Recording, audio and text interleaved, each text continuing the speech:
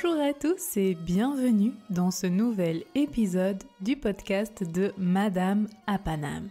Le podcast 100% en français pour apprendre le français. Je m'appelle Marion, j'habite à Paname et Paname, c'est le nom qu'on donne à la ville de Paris.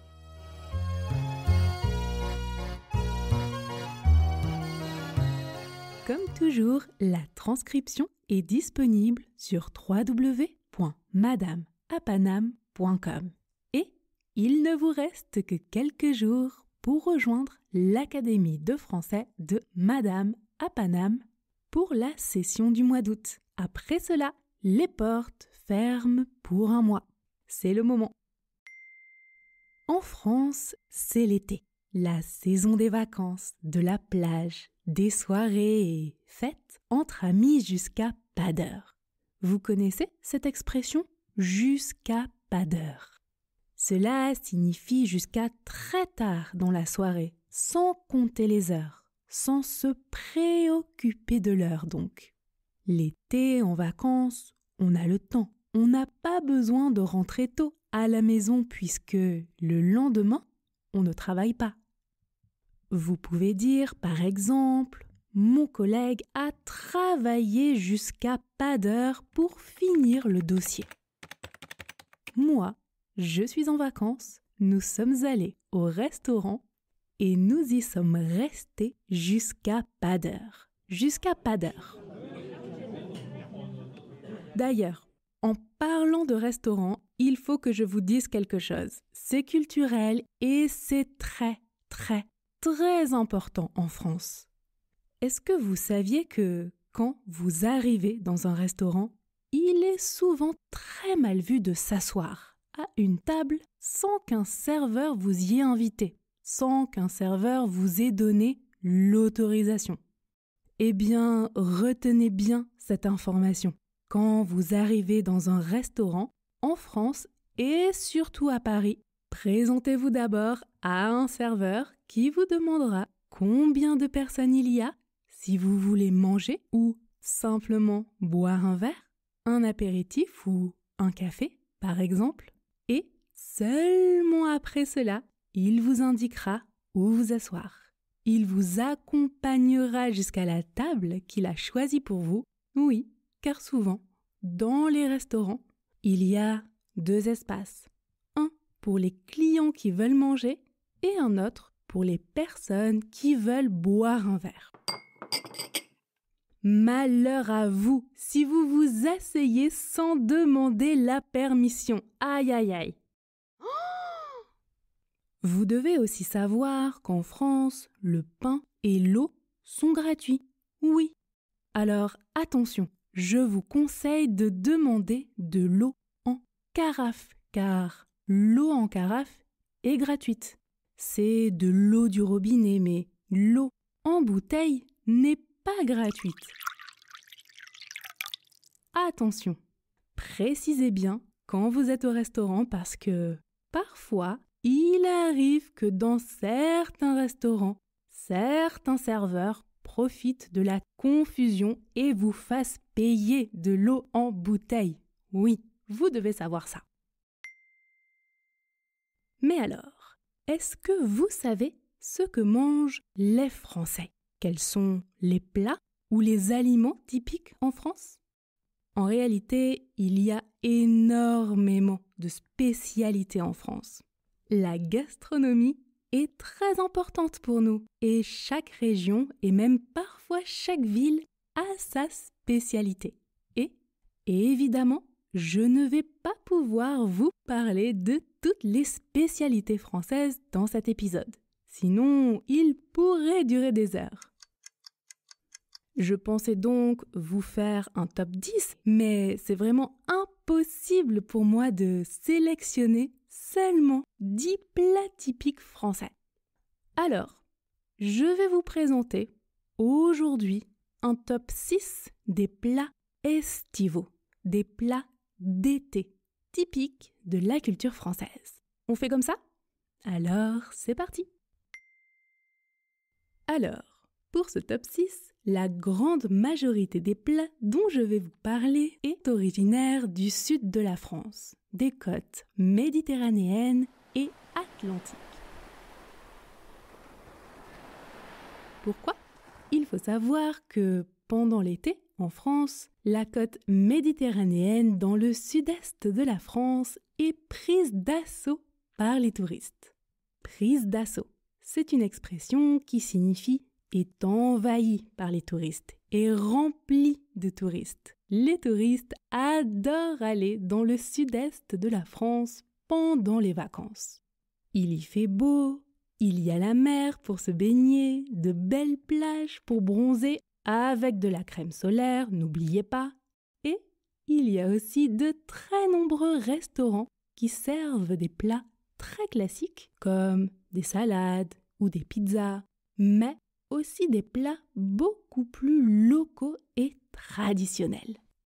Si vous allez à Marseille, par exemple, vous pourrez trouver un plat très connu, très traditionnel qui s'appelle la bouillabaisse. Est-ce que vous connaissez ce nom, la bouillabaisse? Alors, la bouillabaisse, c'est une très ancienne recette marseillaise. C'est une sorte de ragoût de poisson avec du fenouil, des pommes de terre, de l'ail. La recette a évolué au cours des années et d'ailleurs, chaque famille a sa propre recette de bouillabaisse avec une liste précise de quel poisson utiliser par exemple. Et sachez que j'ai découvert l'origine du nom bouillabaisse en réalisant cet épisode. Et c'est assez drôle parce que, écoutez bien, le mot bouillabaisse viendrait du provençal, un dialecte parlé dans la région de Marseille, donc la Provence. En provençal, l'expression bouillabaisse signifie « quand ça bout, tu baisses ». Vous comprenez ? Bouillir, écouter le bruit, c'est ça. L'eau bout quand elle est à 100 degrés, donc bouillabaisse, quand ça bout, tu baisses. Quand le plat bout, il faut donc baisser le feu. Ensuite, dans la même région, en Provence, cette région du sud-est de la France, tout proche de l'Italie, vous pourrez aussi manger de la ratatouille. On fait mijoter doucement et pendant plusieurs heures des légumes découpés. On sélectionne de bons légumes d'été, aubergines, tomates, courgettes, poivrons. On ajoute des herbes aromatiques, de l'oignon, de l'ail et on peut déguster une délicieuse ratatouille. Ça semble assez simple au premier abord, mais ce n'est pas l'avis des habitants de Sérignan, un village de l'Hérault. L'Hérault, c'est un département au bord de la Méditerranée, un peu à l'ouest de la Provence. Dans le village de Sérignan, plusieurs habitants ont été en désaccord au sujet de la recette d'une bonne ratatouille. Un peu plus de ceci, un peu moins de cela, ou le contraire. Bon, pour les départager, savez-vous ce qu'ils ont décidé de faire ? Un concours. Oui, un concours de la meilleure ratatouille. C'est dire à quel point la gastronomie française est une affaire sérieuse. Oui. Bon, comme je vous le disais, les recettes estivales, de l'été donc, sont le plus souvent présentes en bord de mer. Alors, restons en Provence pour parler du prochain plat, la pissaladière. Alors, en réalité, l'origine de ce plat se trouverait en Italie et il serait né au XVe siècle. Mais il a été repris, il a été adopté par les Niçois, les habitants de la ville de Nice donc, et c'est devenu un plat emblématique de la ville. La pissaladière est une sorte de pizza, on voit donc l'inspiration italienne, sur laquelle on met des anchois. Les anchois, ce sont de petits poissons. On met aussi des olives noires de Nice, de l'oignon, et voilà. Il faut aimer les anchois qui ont un goût très spécial et très salé. Personnellement, je n'aimais pas les anchois jusqu'à mes 25 ans. Et maintenant, j'aime bien. Et ça m'a fait la même chose avec les olives. Avant, je détestais les olives et maintenant, j'adore. Surtout depuis que je suis allée en Grèce. Ah là là, les olives en Grèce sont exceptionnelles. Peut-être qu'un jour je vais commencer à aimer les huîtres, qui sait. Bon, et pour terminer cette partie provençale, je vais vous parler d'un dessert, la tarte tropézienne. Comme son nom l'indique, la tarte tropézienne vient de la ville de Saint-Tropez. Vous connaissez la ville de Saint-Tropez ? C'est une ville en bord de mer, une ville très luxueuse et très prisée, très appréciée des célébrités et autres très riches propriétaires de yachts.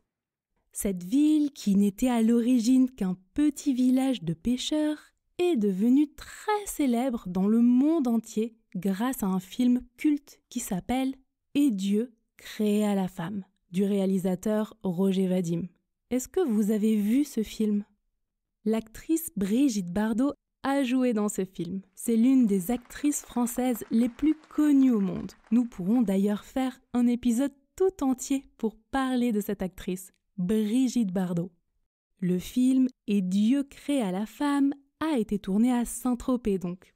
Même chose, Saint-Tropez, il y a tellement de choses à dire que l'on pourrait en faire un épisode aussi, mais aujourd'hui, c'est d'un gâteau typique dont je veux vous parler. La tarte tropézienne, ou simplement la tropézienne. La recette originale de la tropézienne, souvent copiée mais rarement égalée, est gardée bien secrète par le pâtissier polonais Alexandre Mika, qui confectionnait les premières tropéziennes à Saint-Tropez, et par son successeur dans sa pâtisserie. Il paraît même qu'il n'y aurait en tout que 3 personnes qui connaîtraient la vraie recette. Alors, pour vous donner une idée, la tropézienne est un gâteau rond, une brioche moelleuse coupée en 2, et entre les 2 parties, on ajoute une crème onctueuse de couleur blanche ou jaune pâle. Pour visualiser, ça ressemble un peu à un hamburger avec de la crème à l'intérieur. Mais ce n'est pas un hamburger et ça n'a pas un goût de hamburger, hein, on est d'accord. Et enfin, sur le dessus de la tropézienne, on saupoudre, on met de petits grains de sucre croquant. Un délice! Et sachez que la tropézienne a un lien avec l'actrice Brigitte Bardot puisque c'est elle qui a aussi popularisé ce gâteau. Pendant le tournage du film « Et Dieu créa la femme », elle se régalait souvent de ce gâteau, vendu dans la pâtisserie d'Alexandre Mika. Ce serait même elle qui aurait proposé le nom de tarte de Saint-Tropez, qui est ensuite devenue la tropézienne. Alors, après la mer Méditerranée, partons sur l'autre côte française, du côté de l'océan Atlantique. Dans le sud-ouest de la France, à la frontière espagnole, il y a le Pays basque, situé entre l'eau et les montagnes, entre l'océan Atlantique et les Pyrénées.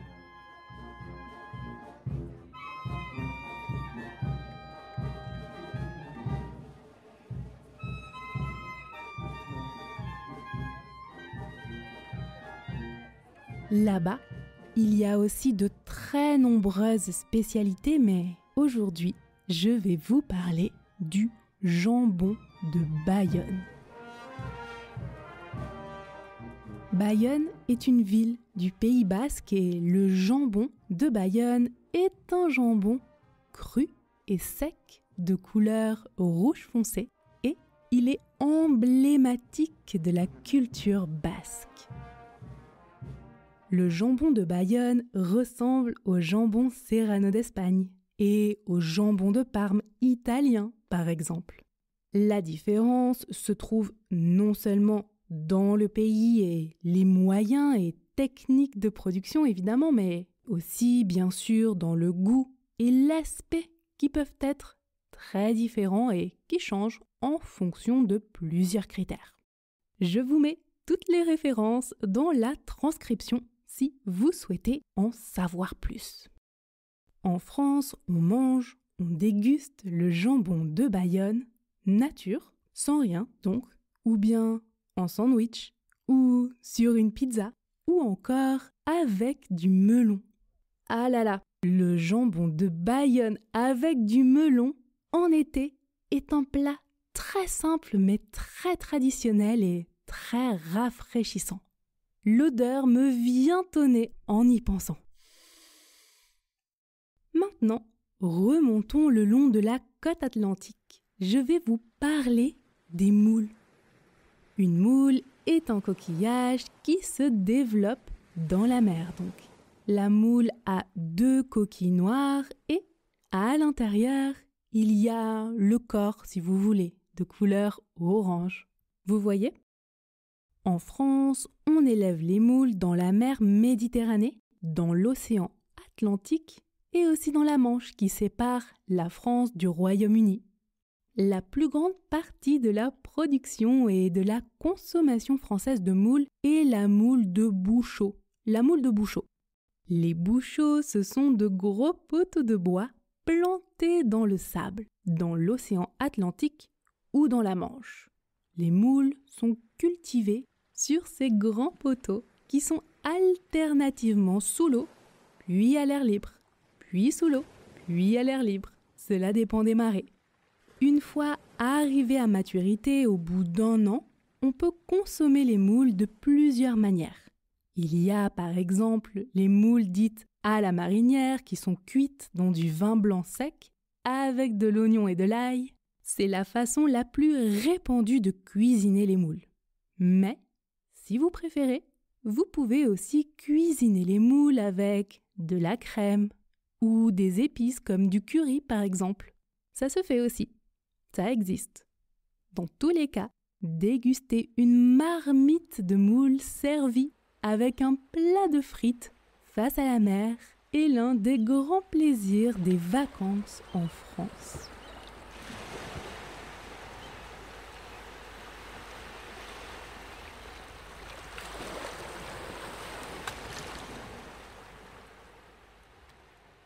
C'est la fin de cet épisode. J'espère que vous l'avez aimé et j'espère qu'il vous a donné envie de goûter ces spécialités. Il ne présente évidemment qu'une toute petite partie de la gastronomie française, mais si ce sujet vous plaît, dites-le moi. Je pourrais refaire un épisode de ce genre pour vous parler par exemple des plats français incontournables à base de viande ou à base de fromage, par exemple. En attendant, rejoignez l'Académie de français de Madame à Paname pour continuer d'apprendre le français ensemble. Les inscriptions pour le mois d'août sont bientôt terminées. Le lien est dans la description de l'épisode et sur mon site internet. Mettez 5 étoiles et laissez un commentaire si cet épisode vous a plu. Je vous rappelle qu'il y a entre 10 et 20, même parfois 25 heures de travail derrière chaque épisode de podcast. Oui, ce podcast est gratuit et le meilleur moyen de me faire savoir que vous l'appréciez est de laisser ces 5 étoiles ou un commentaire sur votre plateforme d'écoute préférée. Rendez-vous aussi sur YouTube où nous venons d'atteindre les 10 000 abonnés. Rendez-vous sur Instagram où nous sommes plus de 100 000, sur TikTok ou sur Facebook aussi, comme vous préférez. Prenez soin de vous et à bientôt dans un prochain épisode.